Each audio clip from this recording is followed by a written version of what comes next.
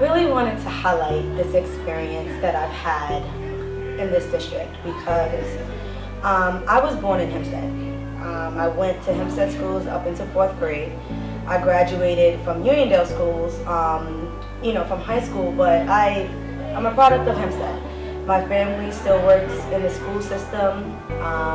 My Aunt Jardine was a security guard for many years in the district. My Aunt Laverne still works in the kitchen staff. My Auntie Erica is very well known as a TA and on the teaching staff. And I have family members who are in this community. And when I got the opportunity to provide Hempstead schools with Ryan Jackson Academy, I was excited. I was excited to be amongst family.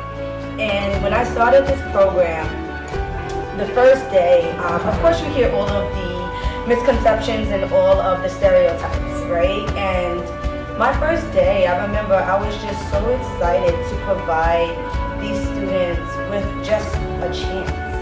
And I started off with motivational videos because I'm a firm believer that creating the relationships and making the connections is really truly how we get students to pay attention and to open up and to listen. And so I started off with a motivational video, and I started off by letting them know I was a product of them, letting them know that I had this company. I started it 2 to 3 years ago. I travel a lot, and I wanted them really to understand that if I can do it, you can do it. And that model is so simple, but yet so powerful.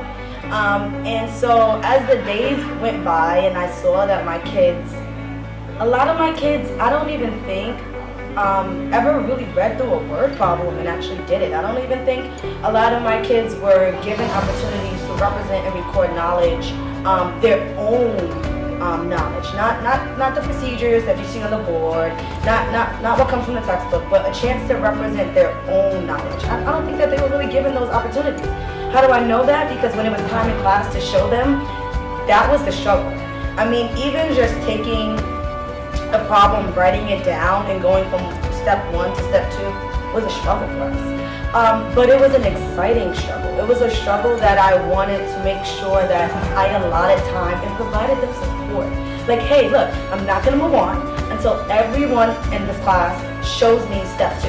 And if that means that you have to ask a question, ask a question. If that means I have to send one of your classmates over, I'll send one of your classmates over, but we're not interested in leaving a child behind. Joe Bowler says that every child is capable of learning. Every child can learn. And RJ Consulting Math is all about that. So I'm in Hempstead now, and every day I'm coming to work, I'm seeing that my students went from saying that they can't do it to asking the right questions. Not just asking the right questions, but constructing viable arguments. Not only constructing viable arguments, but learning to attend to precision. Learning to recognize error and analysis, understanding how to reason abstractly and quantitatively, and how did they start doing this? Providing them environments where they can really strive, environments where it's multiple representations of math, environments where math is not about the answer, but about the process. And so this program, I mean, to them, they get to graduate and go to 9th grade, but for me, this was a major achievement for me. I know that there are students here that I'm going to have relationships with, hopefully by the time, up until the time they graduate and beyond, but you know, it's so rewarding to see success. It's so rewarding to see that my students not only learn algebra content in this program, not only learned 8th grade content in this program, but they learned about themselves. And they learned about themselves, and one of the most powerful lessons that you can ever teach a student is really how to believe in themselves. And I don't really think that it was really stressed as much as it should have been stressed. Their connection to, for example, I have one of my students told me he wanted to be a professional soccer player. So let's put some geometry in there. Let's make some problems about, you know, getting the scores that's needed for you to qualify and this and that, but making those connections to what matters to them. I had a student in there that wanted to be an architect, and she's a female. I mean, that field is honestly a male-dominated field. And so I wanted to encourage her to continue to go forward in architecture. How do I do that? Well, I create lessons and activities in which building is involved, which drawing is involved. And so, again, I wanted to highlight our future. I wanted to highlight that even the most hated subject can take the most damaged and struggling student and reshape them into the next president of the United States, the next future Jay-Z. I mean, I have so many rappers in there, and when I speak to them about, beats, and when I speak to them about when they going to have concerts, how they got to work on the sound, and letting them know that sound and hertz has to really deal with logs and all of that higher order math, they immediately are interested. And so this is, again, has been the most rewarding experience I've had, but it's the one that I'm gonna keep close to my heart, because this proves that RJ Consulting Math is here for not only the students, but it's here for our future. When I first met you, what did I tell you? You only want to help us. I'm here because you guys are my future, yes? How did you feel about math? You hated it because you wasn't good, Tariq? I love math because it made me think about money. You loved math when you met me because it made you think about money? Yeah. So you did not like math, you always loved it? Yeah. Okay. It's just that, I can get confused a lot of times. It just makes me get the problem. Okay, so you can get confused, but you've always liked it. And Jason said that he wasn't good at it. To me, math was boring during the school year. And there was no competition in my class, but then I'm like, yo, he's good competition. He's very smart too. He's just as smart as me. And Miss RJ is a great teacher. She's very nice. She's sweet. She's kind. She's caring, and she does math in a fun way that I enjoy it a lot. Math now, I like it, and it's more easier. And you're nice.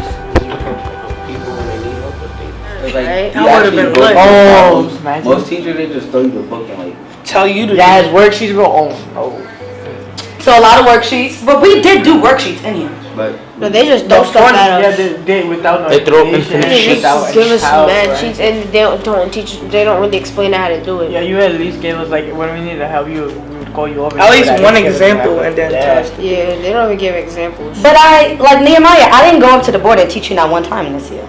I went in and I showed you examples, but I didn't give you a whole lesson where you took notes. I mean, did you like learning that way, or would you rather like learning with the notes? We did write down mad notes. We did write down. I mean, so Because again, guys, you said we took mad notes, we still did worksheets. I'm doing the same thing that normal teachers are doing.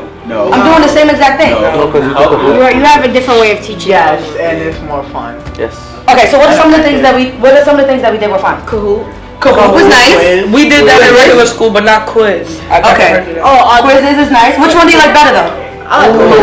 I got expelled for 5 months, I think. Okay.